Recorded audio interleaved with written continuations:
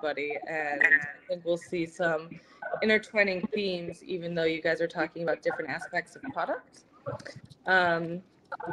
Professor, I'm actually going to mute you guys during the presentations, just because I'm getting a little bit of feedback. So if you need anything, just back channel me or ping me separately. Is that all right? Okay. And can you hear me as well? Is everything okay for you guys? Yep, we're all set over here. Perfect. All right. Hello, hello. All right. And if you can go ahead and start the recording, that would be great. And we are rolling. What's that?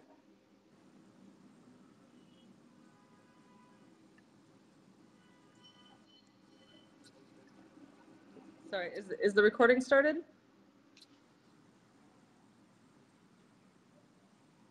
We are rolling, Lindsay. Thank you. Oh, wonderful. Thank you so much. All right.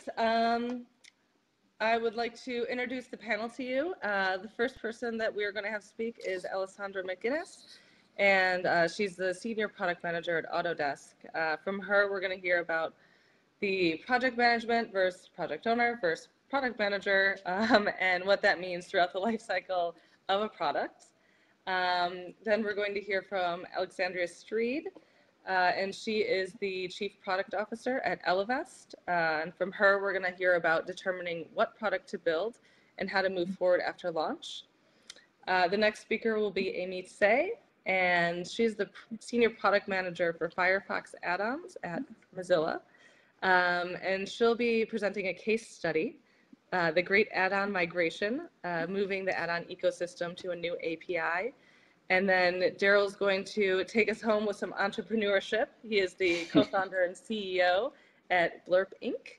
And he's going to talk about project management traits for entrepreneurs. So Alessandra, I will pop it over to you. Great, thank you so much. Hi everybody, my name is Alessandra McGinnis, and really appreciate being added to the panel. So what I wanted to talk about today, and hopefully this is relevant to you and some of your future career decisions or what you'll experience as a project manager, is both how your role as a project manager evolves over the product lifecycle, but also how your responsibilities evolve depending on the team that you are building. There is so much investment in different agile practices today, Scrum, Scrumban, Kanban, and I've also seen a trend in the evolution of the project management role in association with the product owner role and product manager role. So I thought I'd talk a little bit about that and show some examples from my team of what we're doing right now. So next slide. So just a little bit of background about me. I started off at Microsoft, working on clearly the best search engine to have ever been created, which is Bing. And if you would like to know why Bing is better than Google, I can talk about it for hours on end. But unfortunately, that's not our topic today. So, so I spent my first couple of years at Bing working on actually all of their developer tools and all of their nascent and emerging technologies like natural language voice recognition, text-to-speech, speech-to-text. Spent some time working a little bit on Cortana. So not really any of the front end, the kind of front view of the search engine itself. And I went from there to a startup, Shapeways, where I became a full-time product manager focused on all their 3D technologies. And now at Autodesk, I'm our senior product manager for several of our manufacturing solutions for 3D printing, for composites manufacturing, and for nesting and fabrication. And so one of the best parts about my job at Autodesk, which I love, is that I get to lead a team of 6 different people who are around the world. And I have on my team both product managers, product owners, and project managers. And so this has really influenced what I'm going to talk about in kind of the second half of the presentation of how do you balance all those responsibilities? How do you function in a very changing and kind of flexible team? And how do you make sure that you have ownership as a project manager in relation to the product manager who has ownership and the product owner as well? And sometimes those people will be the same people and sometimes they'll be different people. So if we go to the next slide.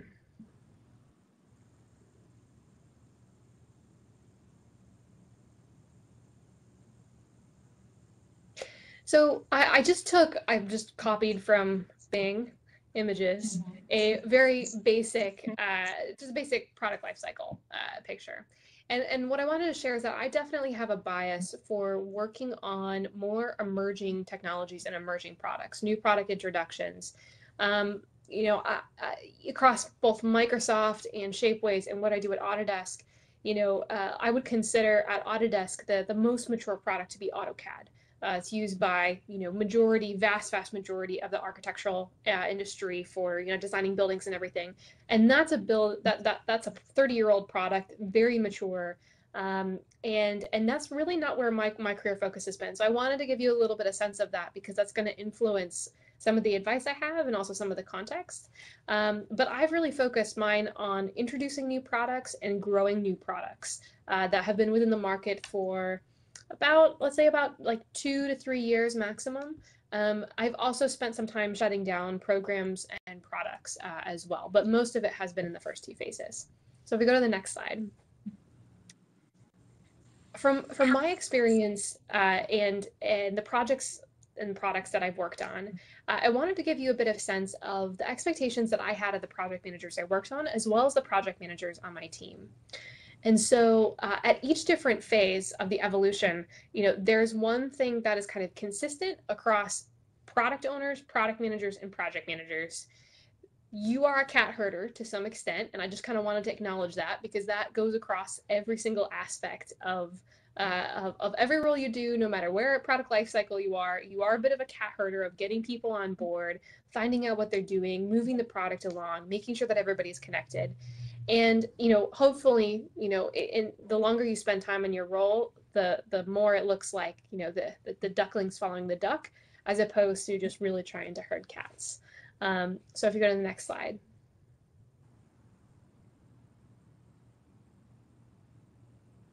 So all joking aside, if you look at each of the different phases of the product management life cycle, and you're thinking about, well, what am I going to work on depending on what the different products are and where they are in their arc and you know what they're doing.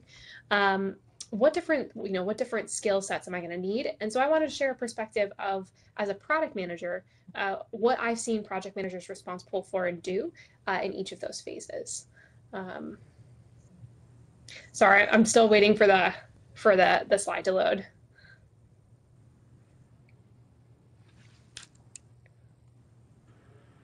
Are you on cat herder or annual sales volume? Oh, perfect. Yes. Now I'm seeing the 4 maroon boxes. So that's perfect. So at an introduction phase, so you're on a product that hasn't launched yet, or it's just about to launch, and you're working with a development team. You're working closely with, you know, your QA leads. If you even have quality, that's a separate team. Maybe they're all in one in your software team, and you're trying to get something out the door. So one, it's going to be really important to ensure the crisp definition of goals and product requirements. You aren't necessarily making these goals and requirements. You might be making goals from a process perspective, but you're not making goals on what the product is and what we have to do, but you help ensure that happens. You hold the product manager accountable, you hold the business team accountable, you hold whoever you need to do to make that happen, because that's going to be your defining line for when you can ship something, when you can release something. Speed is so important. You're trying to get out the door as fast as possible. Here, you're going to trade perfect process for speed. You're going to need to get things done quickly, and you're going to be under a lot of pressure. And, you know, every day that you spend not shipping a product is money that you could potentially not have, users you could potentially not have. But of course, you don't want to ship something that's so terrible that it turns people away and you lose any opportunity from a market share perspective. So lightweight process, not perfect process. And enable collaboration and communication. If you're working with a set of developers who have never worked together before, I've never worked with designers before, have never worked with a project manager or a product manager, which was actually my first year at Autodesk. I worked with teams that were around the world globally who frankly didn't like each other because they were all different acquisitions. They had different working cultures. They all thought they were like the greatest gift to software that has ever been experienced. And so you're also trying to build a team here. You're responsible for pulling people together and fundamentally trying to build that, you know, we are one team, we're going to ship this on time, and help that collaboration. When you move into the growth phase, you start to actually track more customer feedback. And so this isn't service level support, although you may be doing that depending on how big or small your company is. But you're thinking about what's the uptime of my product. If I have a web product or I have a service, do I have a service level agreement that I have to maintain to? How am I tracking? What are my analytics associated with this that are connected back to my goals so I can actually see if we're succeeding as a product or failing? Tracking the integration of that customer feedback. Not all customer feedback is valuable. Sometimes it's valuable, but it's not applicable to what your goals are as a product. What's your release cycle? How often are you going to release? How do you have release process? And what is your quality? What is your testing bar? Are you integrating DevOps? When I worked at Shapeways, which was a startup, over a period of 6 months, we went through 4 entirely different processes from an agile perspective, trying to get the teams to work better together. And we also went from releasing every 4 weeks to releasing every day at multiple times a day and kind of release at will. And that was a lot of work, and it was driven a lot by our project managers. When you get into a mature or very stable product, so think something like AutoCAD, think something like Windows to a certain extent.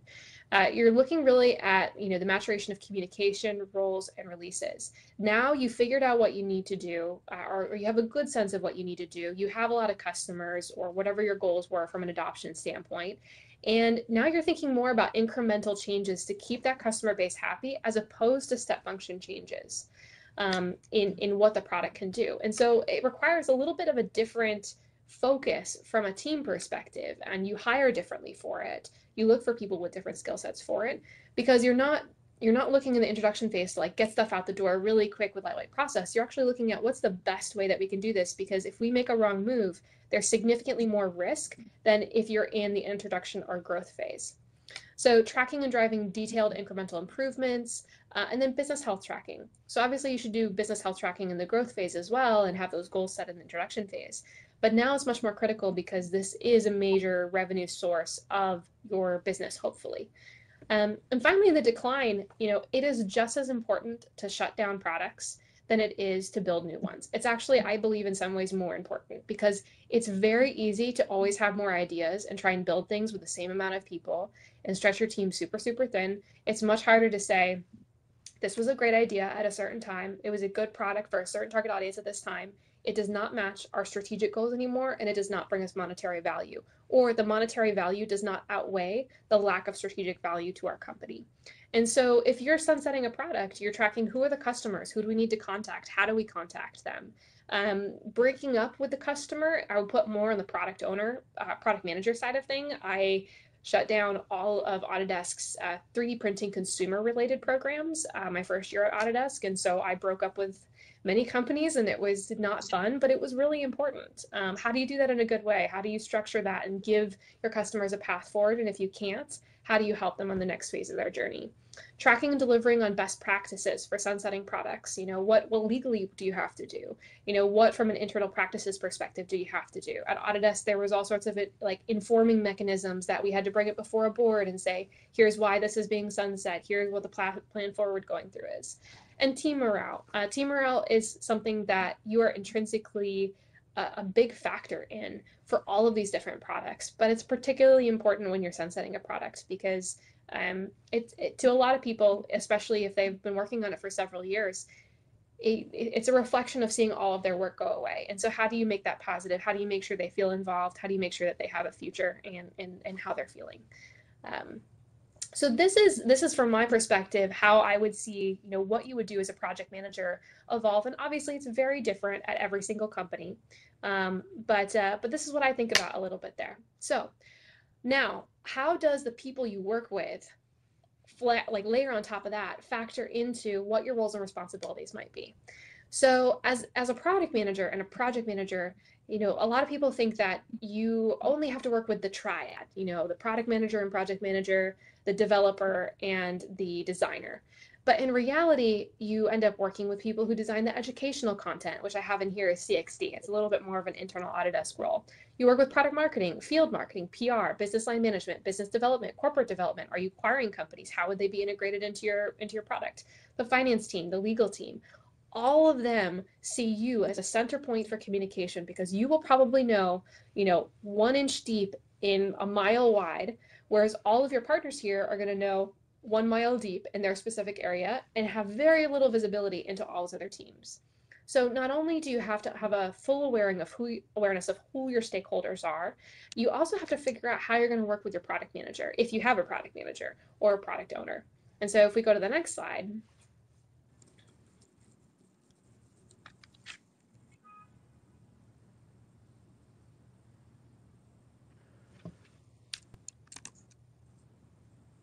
So this is a specific example of what it looks like for my team. So I have a project manager in Germany and a product manager in Germany who are part of this broader, NetFab team. And NetFab is a 3D printing product that is combined of, that we made from 4 different acquisitions. There are development teams in Shanghai, in Birmingham in England, in Parsberg, Germany, on the East Coast of the US, in Toronto, and in San Francisco. And so we also have a product management team that is all over the world. We have 5 different product managers on it.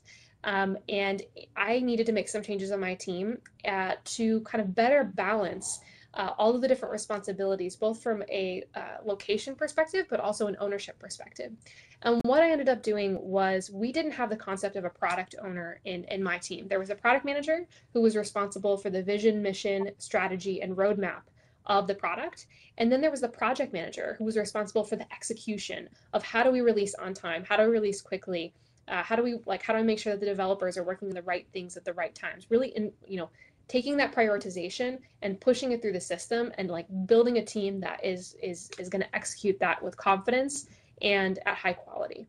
But with some changes on my team, what I wanted to do was take one of the product managers on my team, promote him to be responsible for the whole product all up, because there are 4 product managers at the time who focused each on different areas of the product, and then one person, which was myself, who was responsible all up for that.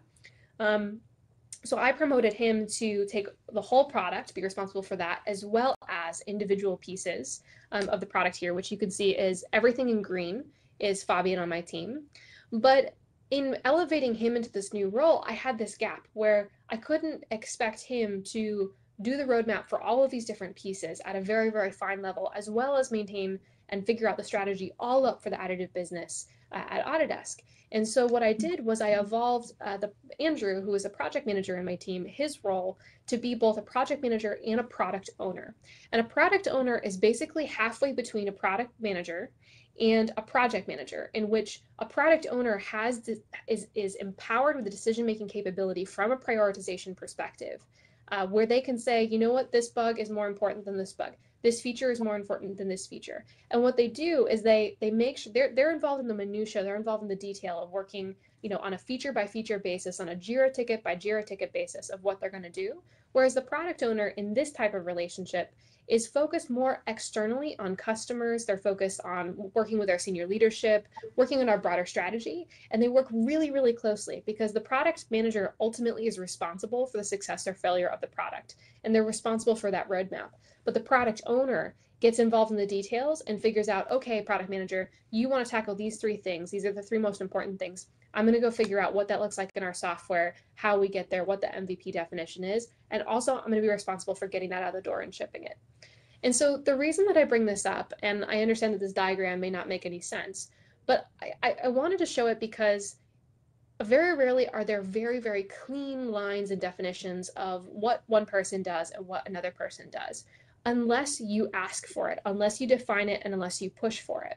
So it's really important for you in your roles to ask what the expectations are of you, to ask how you relate with your product manager, with your product owner. Are you also the product owner? Is the product manager the product owner?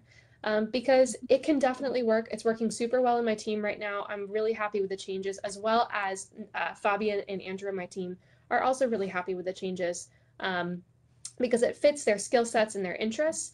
But this clarity took a lot of work to get to, and it's something that we'll continue to work on. And so if we go to the next slide, I just took a screenshot of one exercise that we did in Germany 2 weeks ago, which was going through what are the roles and responsibilities between that we expect of myself versus Fabian versus Andrew. And another team put together this really great document that went through, and here it didn't actually go through the project management roles as well, but we already knew what Andrew's project management responsibilities were, so we didn't have to detail that as much. But you can see across the top, there's industry research, product and interaction research, ISM, which is basically the marketing team at Autodesk, coordination, developing product strategies. And as you went down the columns, there was a section for product line manager, which is like the product manager all up, which would be myself, the product manager who's responsible for the product, which was Fabian, and the product owner, which was Andrew. And we went and we talked about each of these different sticky notes and we said, does this apply to us? Does this make sense for us? Where would we put these responsibilities? And so I'd encourage you, as you're kind of getting into your project management roles, to to ask for this type of clarification, to work with your team to figure it out. Just because in one role or in one team or in one class, you're told that this is the exact role that you'll be doing, it'll be different at every company, and it'll probably be a little bit different on every project. So if you're doing something that looks like a hybrid of product management and project management, that's okay. If you're doing something that looks like total project management, that's also okay. Just make sure that you can have these conversations to create these the definitions that you need. And I think that is it for me. Oh, I had one more slide, but basically it just said what I said. It just said roles may blur, but expectations stay the same, and just make sure you work really closely with the rest of your team. So, any questions? Awesome. We can do one or two questions for Alessandra if we have them. She does have to run out to catch a flight for a conference, which is why we put her first. Oops, sorry, I have you on mute. All right, we can hear you guys now. Thank you. So the question is, when you're dealing with some of these organizations, the product owner, sometimes there's a bit of ambiguity in terms of getting, as a project manager, getting clarity on what the project is. What tip can Alessandra give in terms of clarifying the ambiguity as a project manager to get understanding of that minimal product that needs to be delivered? Like, how as a project manager, how do we get to that? Here's the essence of Maria's question: how to mitigate ambiguity with the product owner. Yeah, so I would do two things. One, if you ask and you're not getting the level of clarity that you need, I would put a hypothesis out there. It is much easier for people to react to things than it is sometimes for them to come up, for things from scratch. Also, when if they try and answer your question, they may answer your question in a way that isn't really helpful for you, because they think about the problem, coming from this direction, as opposed to you thinking about the problem coming from this direction. You are actually asking the question, let's say, because developer X and developer Y don't get along, and you have to figure out from a skill set perspective and a personalities perspective how to deal with this situation. But when you ask your product manager or product owner, hey, I'm unclear if I can make the call on, I'm going to move these different bugs around, and I think we should actually deprioritize this bug. Who's responsible for making that decision? They might say, oh, it's something to do with a feature. They might not get at it.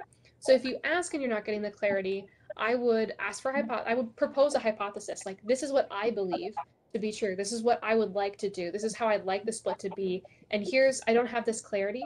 This is what my assumptions are. Can you tell me if my assumptions are on track and if my hypothesis is true? And if not, how do we get to a place where we're seeing eye on what that is? I don't know if that answered your question or not. Thank you, Alessandra. All right, we are running a bit behind, so we're going to keep moving on. And bye. Thank you so much, Alessandra. Thanks, everybody. And I'm going to turn it over to Alex Street. Okay. Or Alexander.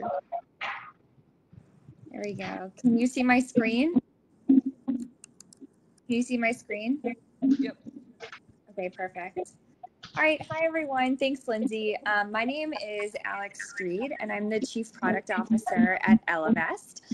Just a quick debrief on what Ellevest is. It's a digital investment platform for women, where anyone can come to the website and get a financial plan.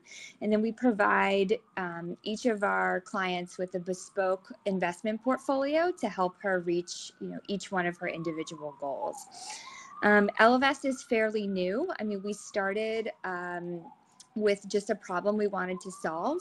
Women are underinvested and underserved today in the finance industry. And that's a problem because women live longer than men, and on average, and they're running out of money before they, pass away. And so, we decided that we wanted to start a company to really, solve that, because for so long, finance has been a man's game, and the industry has really been, for men by men. And so Ellevest is designed to bring women, to give them a seat at the table. It's not necessarily to say, no men. We actually do have men on the platform, and men, can join the website. In the algorithm, your life expectancy is just a little bit shorter. But yeah, so today we're going to talk about, how we sort of got started and, how we're moving the product forward. And I'll try to go, super quickly since we are running a little bit behind. So how do you know where to start? When we got going, Hey, we just had, yep. Can I ask you to pull your video screen down a little bit?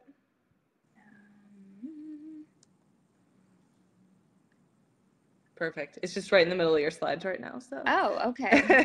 Thanks for letting me know, because it wasn't on the middle of my my desktop. Okay. So when we were getting started, we just had a problem that we were trying to solve, but we didn't know enough about the pain points.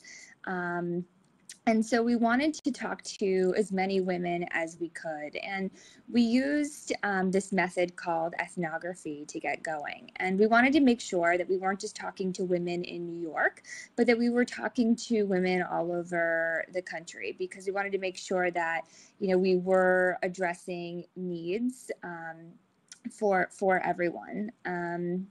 We recruited people of all different ages, incomes, and geographic areas. And this really helped us determine, who our target audience was going to be, because we can't just say it's going to be women for our MVP. Like, that's too big of a group.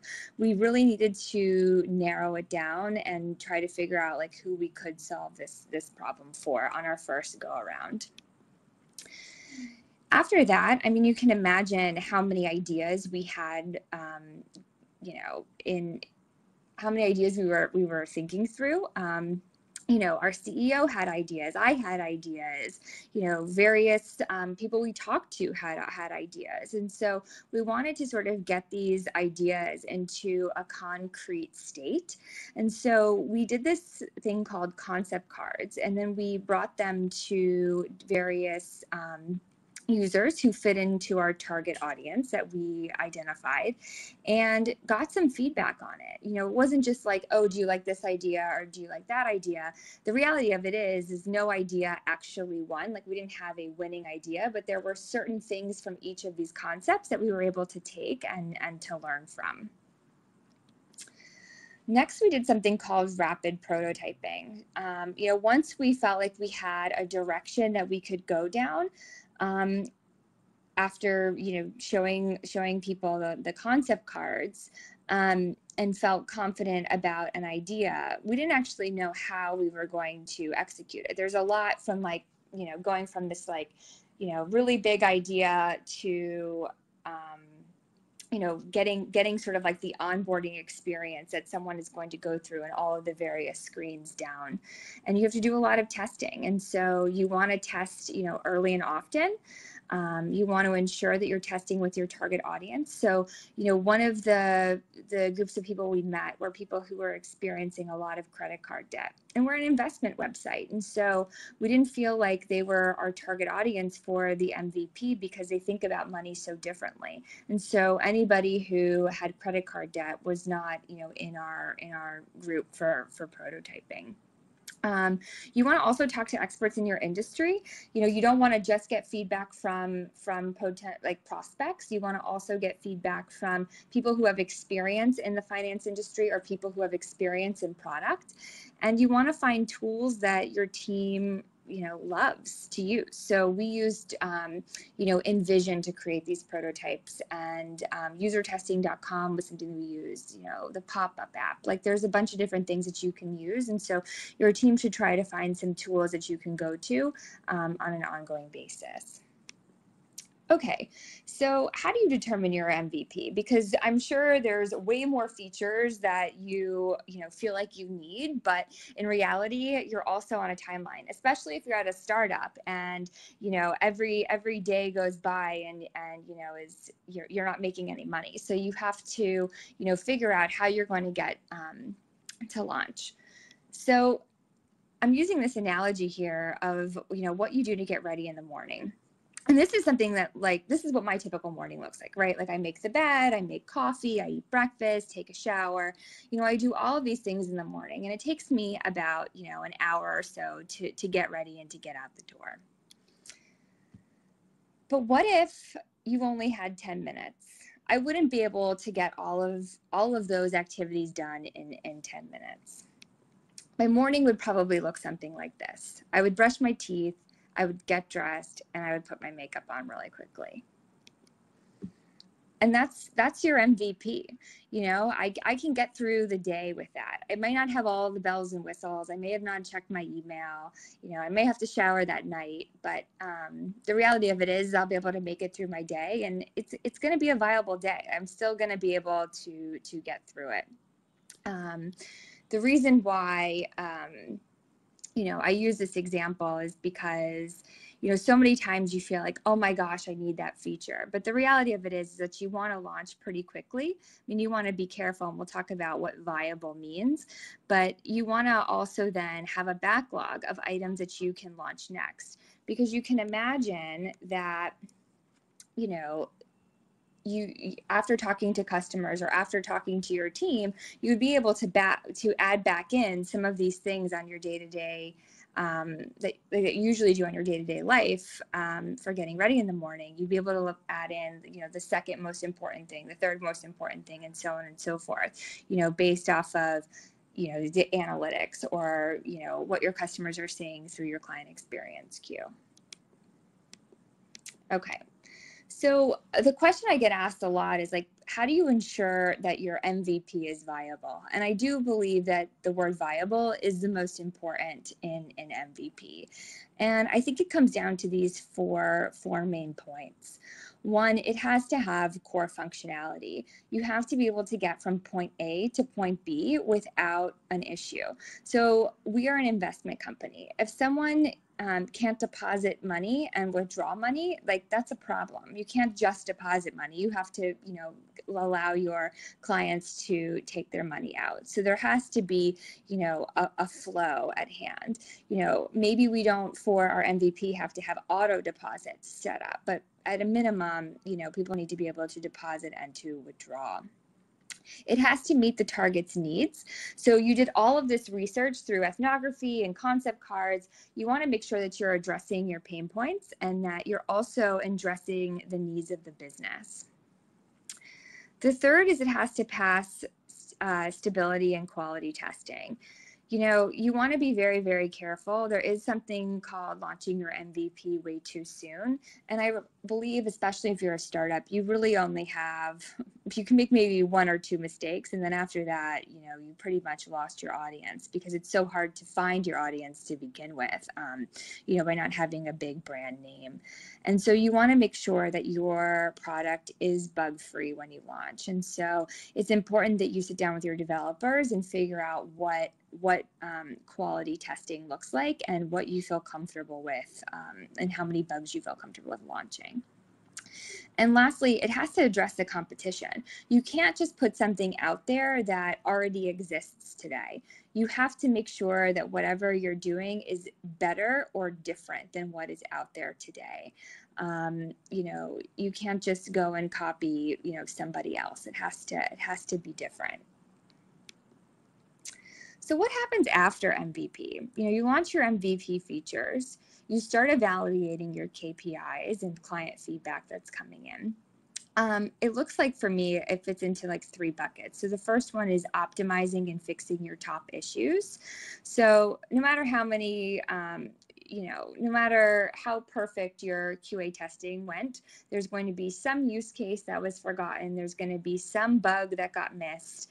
And so you want to leave time after launch to fix this.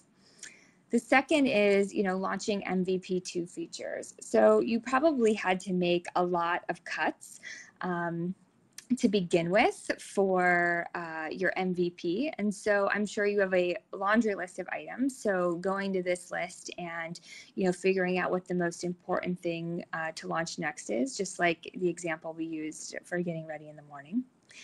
And then the third is really developing, this next big product opportunity. So you sort of went out there with your MVP, but, maybe there's this new segment that you want to go after, or, maybe your leadership team is telling you that you need to focus more on getting visitors to the site or making the experience better for clients. So determining that next big product opportunity, which is what we're going to talk about next. I've never worked at a company where we were short on ideas. We were always short on resources. There were always a million ideas, and a lot of them seemed so good.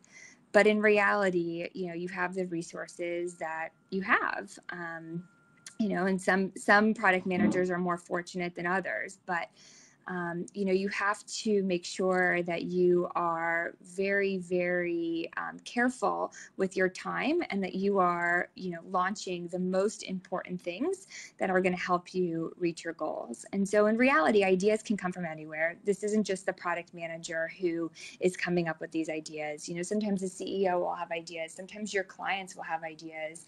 Sometimes a designer will have, an awesome idea.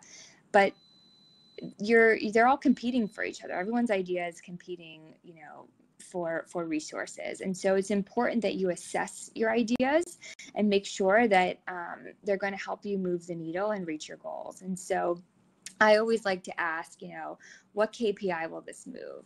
What problem are we trying to solve? Is this initiative the best way to solve the problem? Or, there might be other solutions that maybe are not as time consuming. Who's the target audience? Are we focusing on visitors? Are we focusing on our clients? Are we focusing on a new target? And then does the competition have something similar? And if they do, is it working for them? Is it not working for them? Can we do it better? Does our target actually care about this? So I like to have my product managers sort of work on two different tracks. The first one is the opportunity track, and this is where they are constantly taking a look at new ideas that are coming through and actually doing an assessment on them. And I feel like this is really, really important. And a lot of times I think product managers forget about this, but this is like one of your most important, if not the most important thing to do, because if you're not working on the right thing, it doesn't really matter. Whether or not you launch on time. You need to make sure that your team is working on the thing that's really going to move the needle. And so, a product manager in my eyes has two different backlogs. One is the opportunity backlog, where they are, taking a look and assessing ideas that people come up with. Who's it for? How is it helping the user? Getting business owner buy-in. If it's something new that we want to try, it's important that you talk to your stakeholders and make sure that they are on board with doing the project.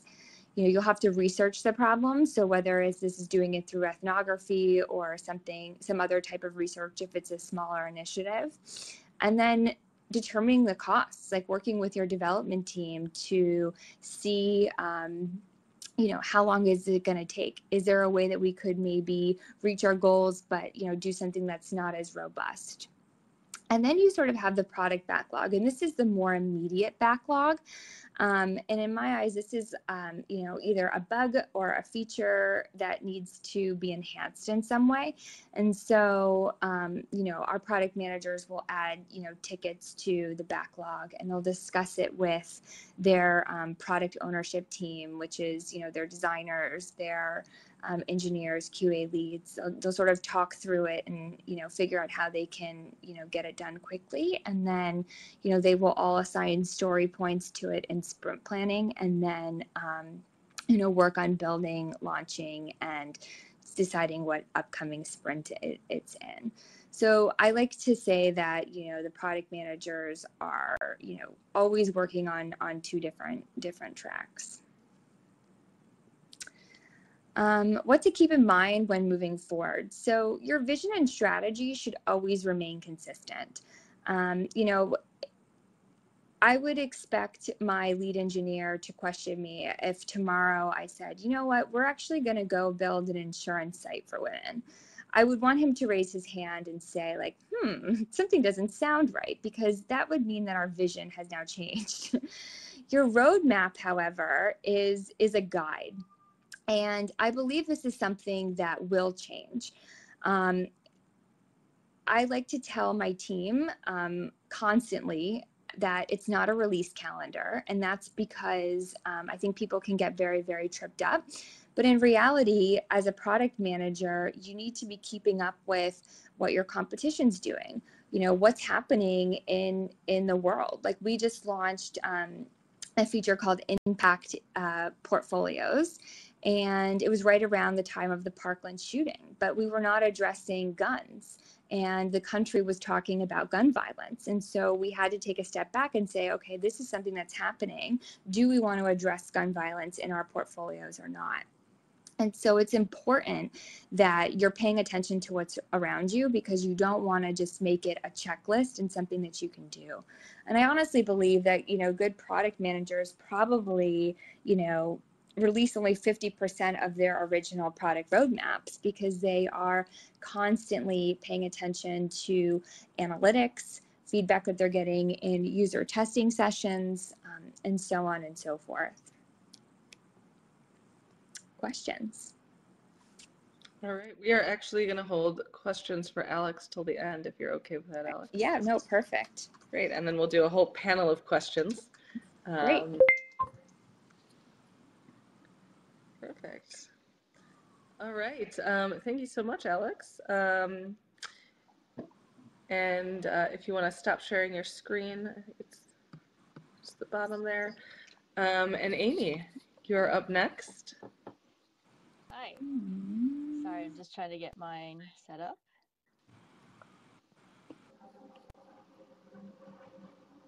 Great.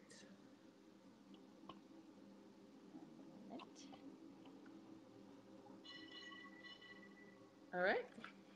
Great. Hi, my name is Amy Tai. I'm a senior product manager with the Firefox add-ons team. Thanks for having me here today. I'm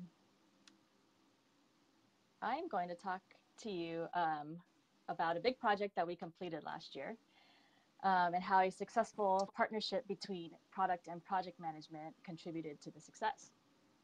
So last year, we were involved in a huge undertaking to migrate the underlying technology of add-ons to a more modern and secure architecture.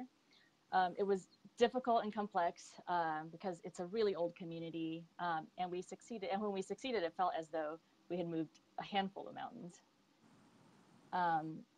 But first, a little bit of background. So before Firefox exploded onto the scene in 2004, Internet Explorer had a near monopoly on the browser market.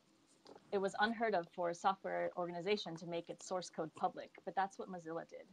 And it spurred innovation because anyone could help develop it. You could also write add-ons or extensions, which are bits of code that modify and personalize your browser and the content of web pages that you visit.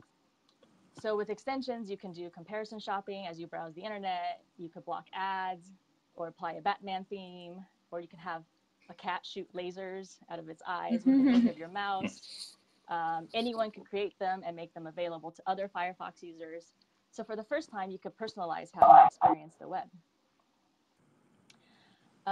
The technology for writing add-ons, called Zool, was in fact so powerful that people could directly modify Firefox browser internals without an API layer to provide safety and stability.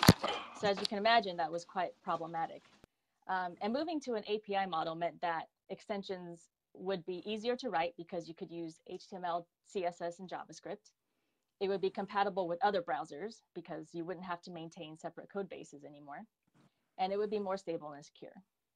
But people weren't happy. They were very resistant and for good reason, because developers would have to rewrite their code. They would no longer have unmitigated access to customized Firefox, and users would have to give up extensions that couldn't make the migration. So to tackle it, we took an empathetic but firm approach.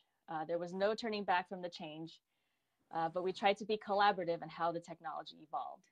We took the time to understand the pain points so that we could develop features and processes and communication strategies that made the transition smoother. We kept tabs on things like community sentiment and which APIs were being released to determine the appropriate outreach method and take the right tone at the right time. We also stayed flexible and allowed room to pivot and react to new developments. When opportunities came up to reach a new audience or leverage another team's resources, we seized them. And we communicated a lot, both on a one-on-one relationship level and on a mass targeting level, and both internally and externally, because it wasn't just that we had to help developers and users transition. We had to help internal Mozilla folks understand so that they could help us help them. An effort like this involves a lot of people, of course, but I want to talk specifically about how our product and project management teams were successful in working together. We have a small team that trusts each other, and that's the result of consistency and goodwill and other relationship building behaviors. We're also good about identifying each other's strengths and being fluid about the responsibilities that we take on. So depending on the project or the challenge, we might collaborate in different configurations in order to take advantage of the skills needed in that situation. So in this situation, I was the product manager who was formerly the community manager for these audiences. So I had a deep knowledge of community dynamics. I also had knowledge of the product and how the changes impacted people. And based on this, I could figure out strategies and tactics and set priorities. Our project manager is strong at working cross-functionally and knowing who to involve. She helped figure out which communications platforms to use and for whom. She tracked milestones and ran numbers to back up ideas. Most of all, we were pulling in the same direction. So now I'll talk through 3 examples of how the partnership made a material impact on the migration. The first is our implementation of Salesforce. So I had spent the early part of my career in enterprise software, and I could see that this was a classic example where a CRM solution could come in handy.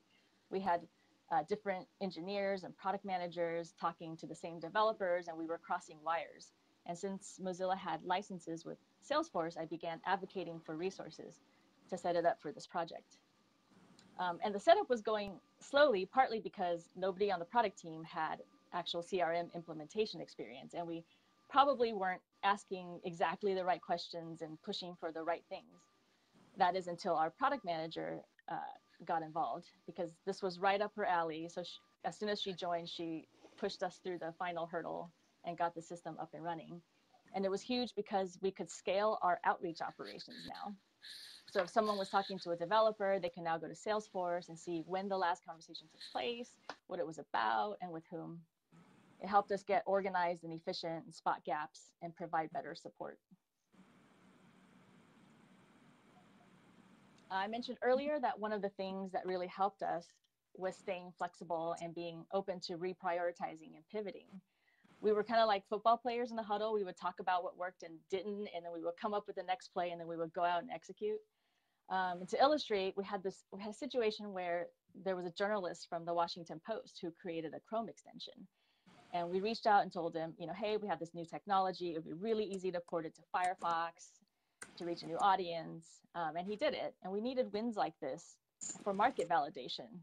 But because we weren't set up at the time to work through technical issues in a timely manner, he gave up and stopped responding to us. So it was pretty crushing, but it also gave us the idea to set up service levels. So level 3 would be, long tail developers that we reached through mass communication channels. Level 2 developers would receive a form that they would fill out to request more personalized help. And level 1 developers were the ones that we would drop everything to help. Our project manager ran the numbers to figure out who should be in each of the levels. And then we hired contractors to provide high touch guidance to the level 1 and 2 developers.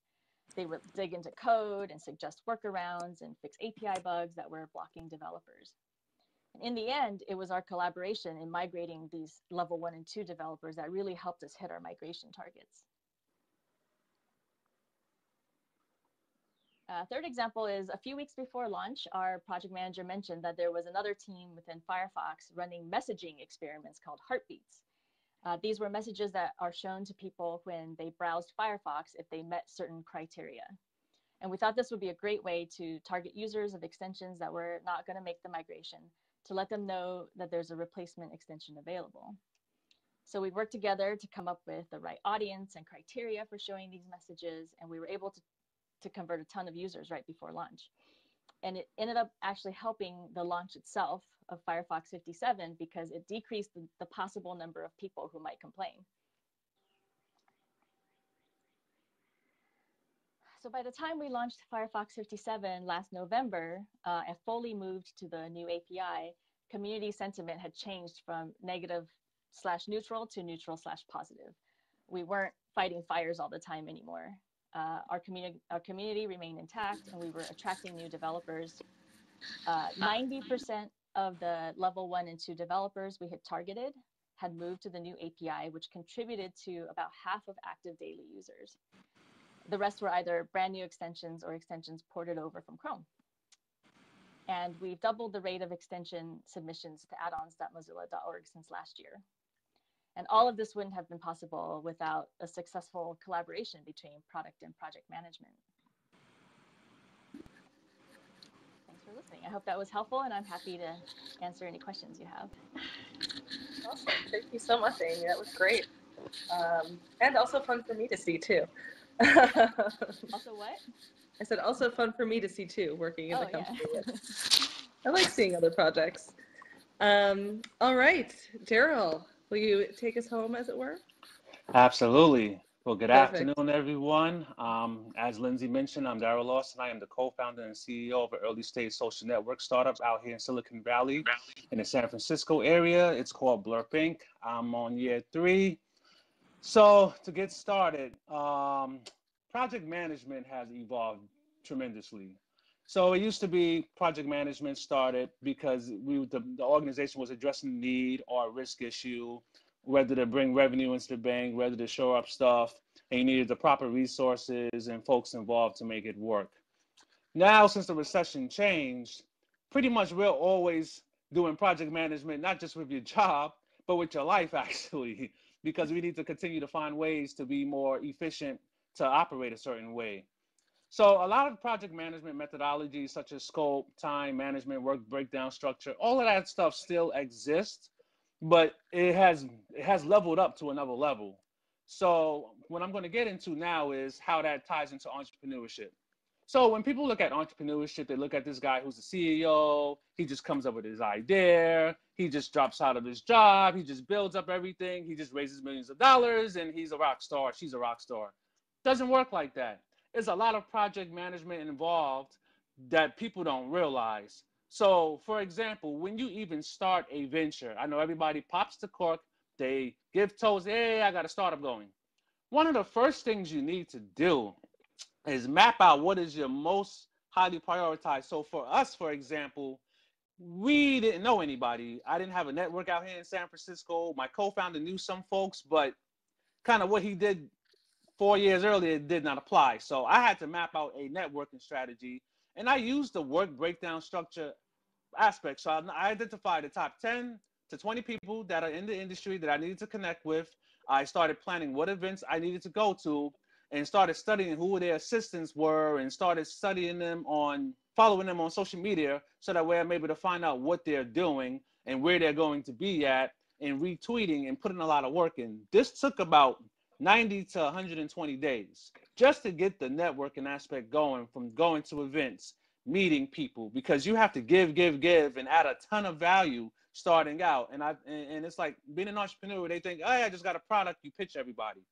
I made that mistake for you guys. That does not work. You try to pitch everyone, you're going to get the side eye look like, nice to meet you, next. Doesn't work anymore. So having a work breakdown structure as an entrepreneur is extremely important. So you can look at your founding team as core project managers. So for example, I was in charge of networking and marketing aspects. My co-founder, who's more of an ops guy, tech guy, he's in charge of product and business model generation. So he's responsible for that.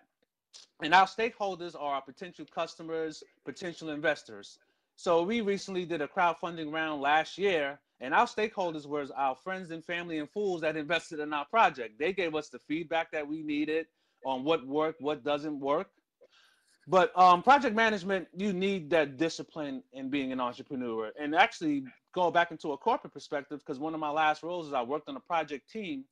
A lot of the project sponsors, when I was at Royal Bank of Scotland back east in Boston, they required their project teams to be very agile. They required them to be very entrepreneurial.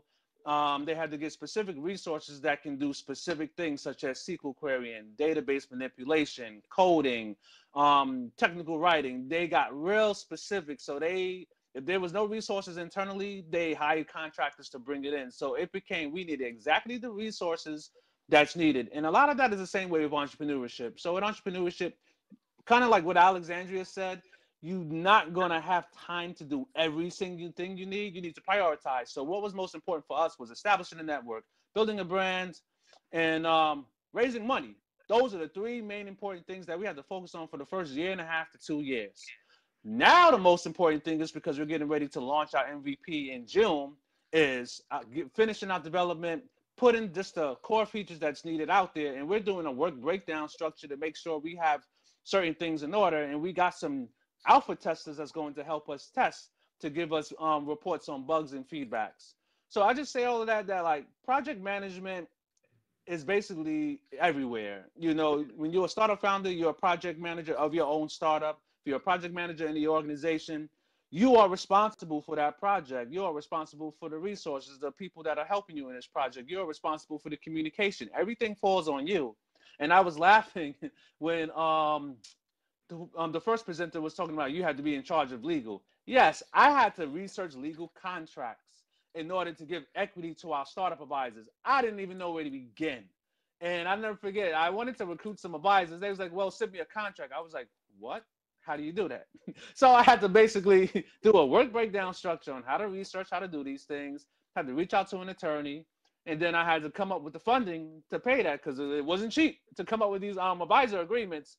So everything is like a work breakdown structure as an entrepreneur, using project management traits. And in order to be a successful entrepreneur, you have to be detail oriented. You have to have your things in order. You can't just freestyle. You know, even right now, like my main concern right now is just continuing the buzz in the brand. So I'm doing some LinkedIn videos right now. That's all I'm focusing on. And I'm continuing that engagement, because one of the things of having a successful brand is, you know, making sure your community is involved, making sure you're adding value to your community. So I have to do that as well. And I have a content schedule. So as everyone realized, everything has a structure. You don't just wake up one day, I'm going to do content. Oh, I'm just going to tweet at Jack Dorsey. Oh, I'm just going to go to a pitch event. No, everything has something. So, for example, you guys are sitting in the classroom. There's a reason why that wall is that color. It's a reason to keep you guys' attention. So everything happens for a reason. And so you have to structure it out.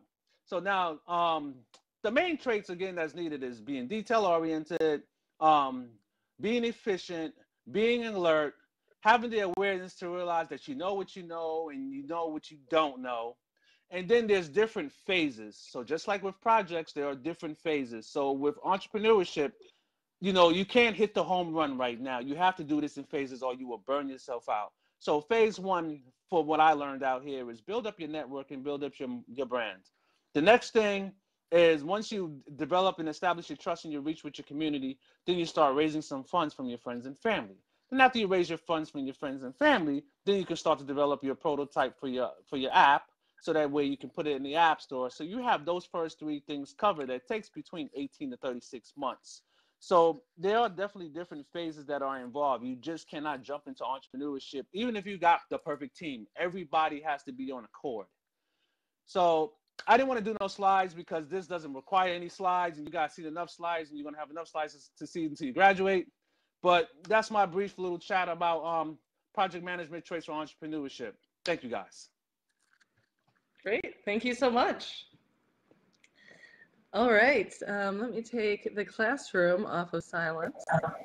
And at this point, I would love to open it for questions, comments, anything that you guys want to review. Lindsay, let me start by extending to each member of the panel, to Alessandra, to Alexandria, to Amy, to Daryl, and of course yourself, our thanks for a tremendous panel. You have provided us in a very short period of time with bona fide, aligned insight that would be impossible to gather any other way. So we want to thank you for that, firstly. We are, although we are at our time limit, we do have at least a couple of questions, and if you can bear with us, we'd like to ask those, and there may be something online too. Thank you. Just to make sure. So you go first. I have a question. Okay.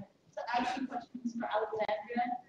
So how did you determine the size of the test audience? Hi, Alexandria. Thank you for your presentation. Thank you for your great presentations. How did you determine the size of your test audience? How many people you would include in this test audience? How did you do that? Oops, sorry, Alex. Hold on 1 second. There you are. You're on now. Okay, yeah. The question was, how do I determine the size of the test audience? Well, we tested about once a week. And so in reality, you can only do so many tests in once a week, but you only need about 6 to 7 people to start to see a pattern. And so we would usually run the tests over, the course of 2 days, and then, come back on the 3rd day, assess, what we learned, and then make changes the 4th and 5th day for the testing the following week. All right, thank you. And I had another related question. So in terms of, Daryl spoke about how he established his network, right? The people he's reached out to. How did you establish how you were going to connect to the industry experts? Can you share a tip of how you were able to reach out to those people? Thank you. Yeah, I mean, networking is so important, and so. I would ask other people. So we were a very small company. I mean, I was employee number 6. There were about 7 who started LFS together. And, I would use the networks of our, chief investment officer, our CEO, in terms of going to meet other product managers. There's different meetups in the city. I would do that. Old colleagues. As well, chatting with them about, sort of like their thoughts and what they think. Even today, I try to do at least, one networking event, at least every other week, if not weekly, or even just, getting a drink or, going out to dinner with another colleague, just to sort of, keep the conversation going and continue to learn. Thank you. Thank you very much. Hello guys, my name is Anne-Marie, and I have 2 things. Amy, for you first, I just wanted to say thank you for sharing your case study, because it's nice to know that things don't always go perfectly or the way you want them to, and that you survive.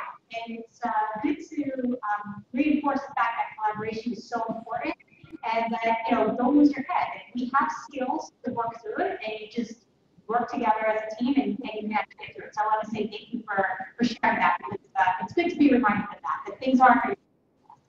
So thank you. Alexandria, I have a question for you. For the MVP, I know, we have 1 or 2, as time goes on, you're at, let's say, 4 or 5.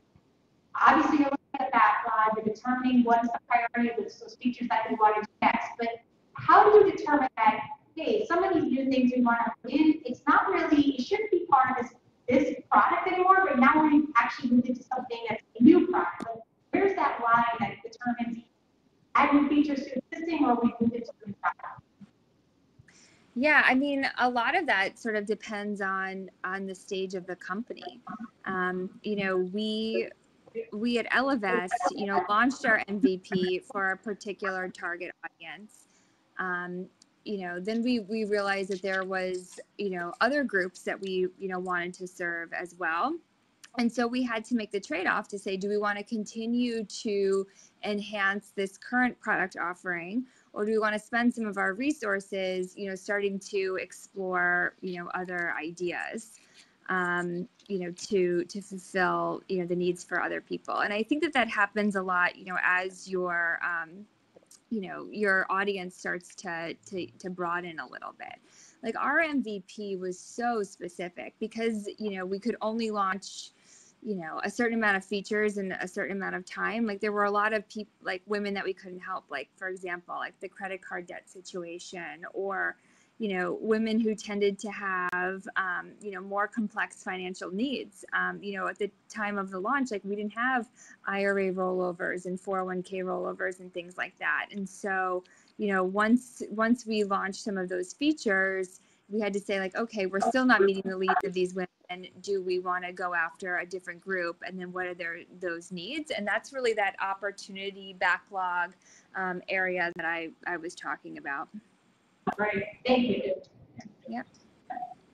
Lindsay, do we have any questions from online that you might want to ask? Hold on, let me check.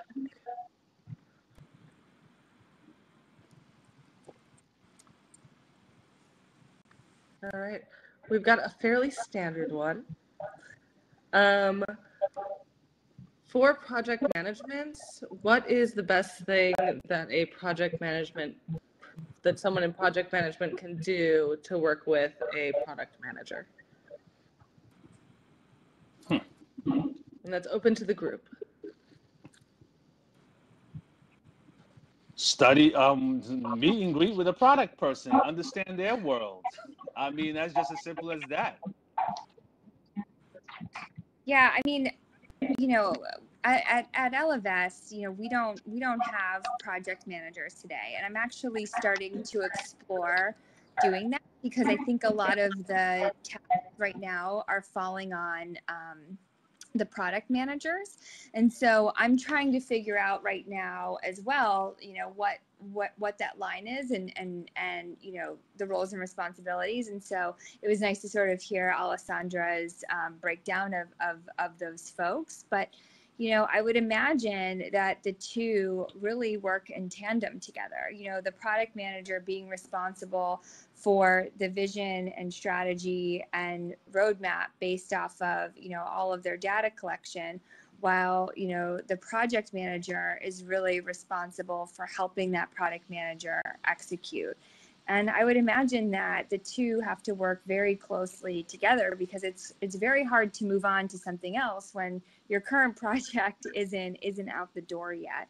And so, at my past job, I worked at Weight Watchers, and we did have project managers there, and I remember meeting with them on a regular basis.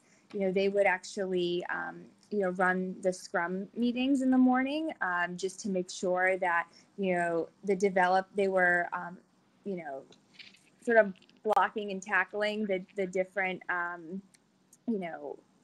requirements or projects that are tickets that people were working on. And so if so and so was blocked on something, it would be that project manager that would really sort of step in there and try to unblock that developer. And so they were sort of responsible for the day-to-day and making sure that the product was moving forward.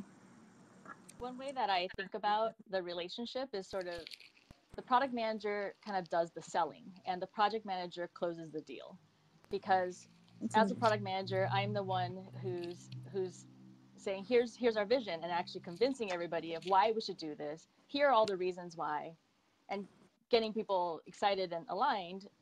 But I count on our project manager to actually help close the deal, because she's going to be the one lining up the right people to talk to and having the right meetings that are going to have the outcomes that we want, and running the numbers and keeping everybody on track. And we couldn't do our jobs without the other, I think.